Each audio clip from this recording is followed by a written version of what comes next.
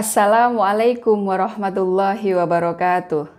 Alhamdulillahirabbil alamin. Wassalatu wassalamu ala asrofil anbiya'i wal mursalin wa ala alihi wa sahbihi ajmain amma ba'du.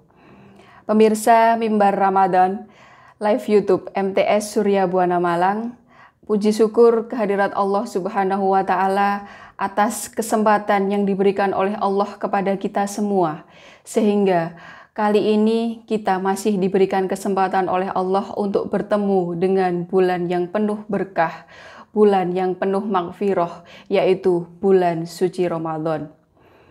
11 bulan sebelumnya mungkin kita selalu memanjatkan doa kepada Allah.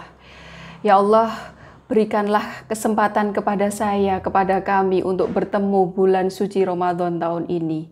Dan Alhamdulillah Allah Subhanahu wa Ta'ala telah memberikan takdirnya, memberikan kesempatan kepada kita untuk bertemu di bulan yang suci ini. Dan kenapa kita sangat bersukaria menyambut bulan suci Ramadan? Mungkin di mimbar-mimbar Ramadan sebelumnya pernah disampaikan kepada ustadz-ustazah sebelumnya, bahwa ada kebahagiaan yang pantas kita sambut dengan sukaria ketika kita memasuki bulan suci Ramadan dengan melaksanakan ibadah-ibadah di dalamnya, termasuk ibadah puasa. Ada dua kebahagiaan yang akan kita dapatkan secara spiritual, yaitu kebahagiaan ketika menjelang berbuka puasa dan kebahagiaan ketika kita bertemu dengan Allah Subhanahu wa Ta'ala.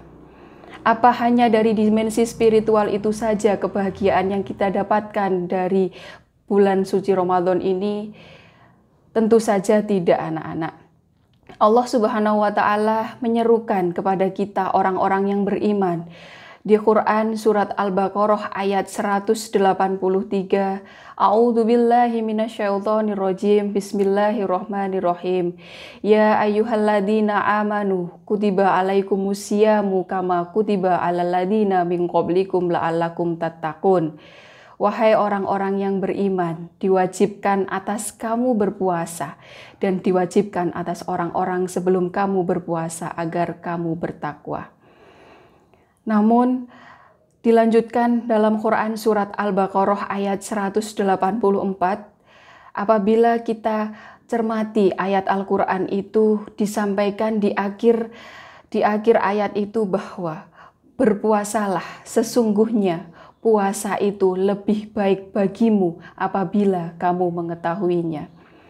Dari Quran surat Al-Baqarah ayat 184 ini jelas tersirat ada kemaslahatan dari atau manfaat dari ibadah puasa. Kita tahu bahwa setiap perintah dari Allah Subhanahu wa Ta'ala pasti akan mendatangkan kemaslahatan bagi umatnya. Dan larangan yang dilarang oleh Allah pasti akan meninggalkan atau akan menjadikan itu kerugian untuk kita.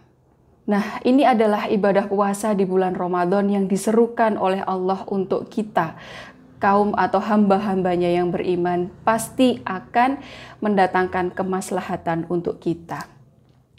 Kalau Bu Novi garis bawahi atau saya simpulkan sendiri bahwa kemaslahatan itu ada untuk dua dimensi, yaitu dimensi spiritual dan dimensi lahiriah. Untuk kemaslahatan di sisi dimensi spiritual, tadi yang sudah disampaikan di mimbar Ramadan sebelumnya, yaitu kita akan mencharging atau kita akan meningkatkan kualitas spiritual kita. Karena ada kebahagiaan diri kita, ada kebahagiaan atau nikmat-nikmat ketika kita beribadah di bulan suci Ramadan. Tapi hari ini di mimbar Ramadan kali ini, insya Allah saya akan membahas kebahagiaan atau kemaslahatan dari dimensi lahiriah atau dari dimensi fisik kita.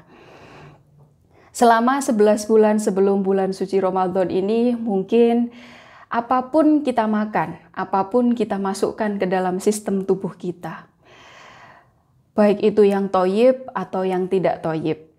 Kemudian pola makan kita mungkin kadang kita terlambat makan atau kita terlalu banyak makan sampai kekenyangan. Nah, Memasuki bulan suci Ramadan ini ternyata kita diajarkan untuk mengatur pola makan kita, mulai dari sahur, kemudian ada batasnya imsyak, kemudian selama belasan jam sistem pencernaan kita dikosongkan dan kita akan memasukkan asupan makanan itu ketika buka puasa. Sehingga dari sisi lahiriah tubuh kita diatur kapan kita makan, kita berhenti makan, dan sampai kita berbuka. Nah, pemirsa Mimbar Ramadan yang dirahmati oleh Allah, ada beberapa hal yaitu manfaat untuk tubuh kita ketika kita menjalankan ibadah puasa. Yang pertama, jelas bahwa dengan kita mengosongkan sistem pencernaan kita, maka metabolisme di dalam sistem pencernaan kita ada yang namanya resting time. Resting time itu artinya adalah kita mengistirahatkan selama belasan jam sistem pencernaan kita. Padahal sebelumnya apabila kita tidak berpuasa, maka sistem pencernaan ini adalah salah satu sistem yang tidak pernah berhenti kerjanya, anak-anak. Kenapa? Kalau kita tidur, sistem pencernaan itu juga akan tetap berjalan. Kenapa? Karena ketika kita makan, makanan itu masuk ke mulut kita, ke kerongkongan atau ke esofagus, ke lambung, ke usus halus, ke usus besar, sampai ke anus. Itu prosesnya tidak hanya 1 jam, 2 jam. Itu akan terjadi minimal 4 jam setelah kita berhenti makan. Nah, berarti sistem itu kan masih akan harus tetap berlangsung. Namun, ketika kita berpuasa, belasan jam ini kita kosongkan, maka ada waktu beristirahat untuk sistem pencernaan kita. Apa efeknya ketika sistem pencernaan kita istirahatkan? Ternyata mereka tidak diam saja, tidak tidur. Tapi ternyata ada proses. Jadi yang harusnya tugasnya itu difokuskan pada mencerna makanan yang begitu berat, tugasnya sekarang akan difokuskan pada proses regenerasi sel, yaitu proses perbaikan sel-sel di sistem pencernaan itu menjadi baru atau proses perbaruan sel-sel itu. Jadi kita bayangkan bahwa yang awalnya akan rusak atau menjelang rusak atau sudah rusak, kesempatannya sekarang adalah meregenerasi sel-sel itu, anak-anak. Berarti Masya Allah ketika kita setelah berpuasa dengan sangat serius, dengan ikhlas, dengan tingkat asupan gizi yang bagus, kemudian kita sungguh-sungguh melaksanakan ibadah puasa ini, satu hal yaitu sistem pencernaan kita menjadi seperti muda kembali, akhirnya lebih sehat lagi. Bahkan dokter juga menyatakan bahwa puasa sebetulnya menjadi obat dari berbagai penyakit, baik itu penyakit yang lambungnya rusak, baik itu diabetes atau yang lain sebagainya. Itu baru efek yang pertama. Yang kedua, bahwa ketika kita berpuasa ternyata sudah pernah disampaikan oleh penelitian-penelitian para ahli itu adalah proses detoksifikasi racun dari tubuh kita. Jadi ketika tubuh kita itu tidak banyak kita asup makanan selama belasan jam itu secara non-stop, berarti usus halus kita, usus besar kita kan sedang dalam kondisi kosong. Itu difokuskan pada mengeluarkan zat-zat sisa yang bersifat racun dari tubuh kita. Harusnya hati itu harus mendetoksifikasi racun dari semua makanan yang masuk selama 1 hari. Ternyata hati sedang kita istirahatkan, ya kan? Berarti itu proses detoksifikasi racun akan lebih bagus atau lebih maksimal untuk tubuh kita. Berarti yang pertama, sistem pencernaan tubuh kita itu sehat. Yang kedua, detoksifikasi racun. Yang ketiga, ini berkaitan dengan pandemi sekarang ini. Bahwa sekarang ini kita diminta untuk menjaga imun tubuh kita dengan baik. Jangan takut. Ada yang mungkin dari teman-teman atau dari anak-anak MTS Surya Buana ada yang takut. Takutnya nanti kalau saya puasa, saya itu lemas sehingga kekebalan tubuh saya lebih menurun lagi. Takutnya virus itu gampang masuk ke tubuh saya. Ternyata tidak seperti itu. Dengan kita berpuasa, ternyata sistem kekebalan tubuh kita itu lebih sempurna.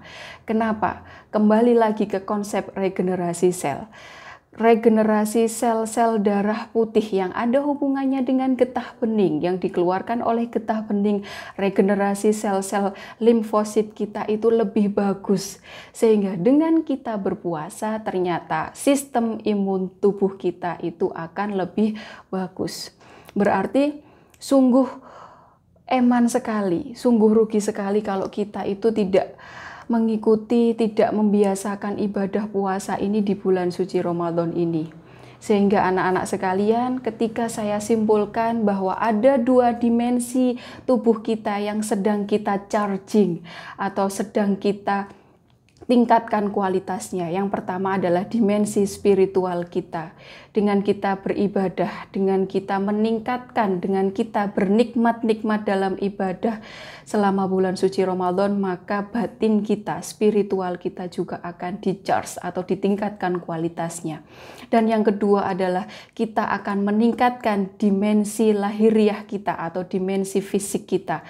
Intinya adalah sistem tubuh kita akan menjadi lebih sehat. Itu mungkin yang bisa Bu Novi sampaikan dari mimbar Ramadan kali ini. Sekali lagi, semoga dengan beribadah di bulan suci Ramadan ini, kita bisa menyeimbangkan dimensi spiritual kita dan dimensi lahiriah kita. Terima kasih, mohon maaf apabila ada kekurangan. Insya Allah sedikit materi di mimbar Ramadan ini bisa mengingatkan saya, bisa mengingatkan para pemirsa mimbar Ramadan yang dirahmati Allah untuk bisa semakin meningkatkan ibadah, kualitas ibadah kita di bulan suci Ramadan. Akhir kata, wassalamualaikum warahmatullahi wabarakatuh.